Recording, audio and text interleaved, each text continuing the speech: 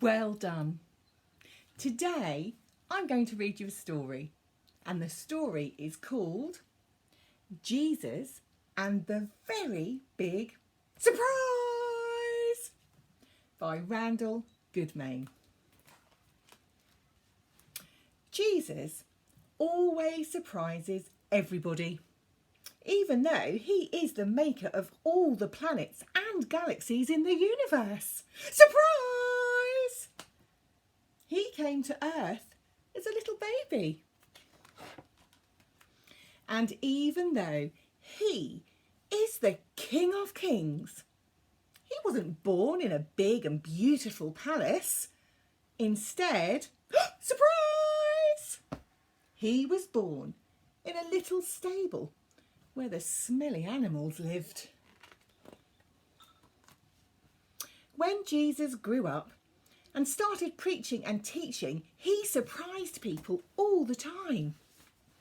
One of his favourite ways to surprise people was by telling them stories about what God is really like. Some people thought God was always angry. Some people thought God was a trickster and liked to make bad things happen.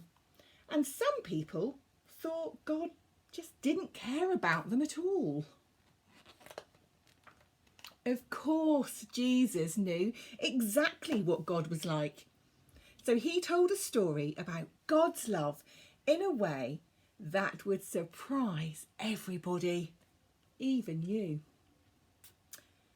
The Servants Who Waited by Jesus of Nazareth. This is a story, a parable that Jesus tells in the Bible. Jesus told a story about servants waiting for their big and fancy master to come home from a great big wedding. It was their job to watch and wait, with candles burning bright. The servants had to be ready for the moment the master would return. But that isn't easy when the master is away. The servants keep very busy. There are dishes to wash and animals to feed and clothes to clean and pipe organs to polish. And when all that work is done, the servants still need to be ready. When the master comes home, they will serve him a midnight snack, fluff up his pillows, bring him his best robe and read him a bedtime story.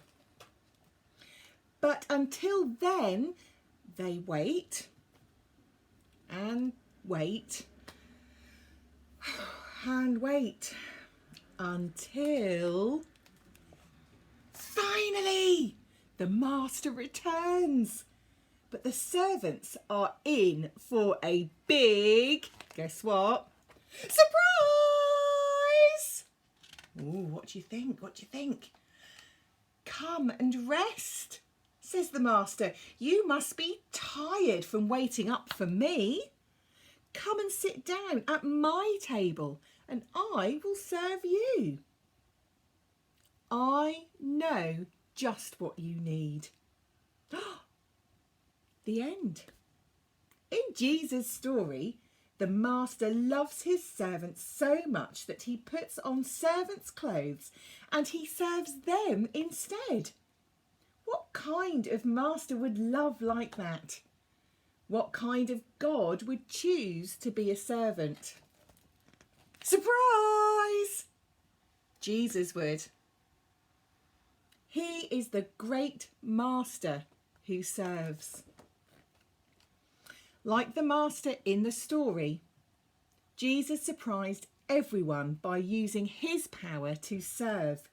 He suffered and died on the cross so we could live with him forever.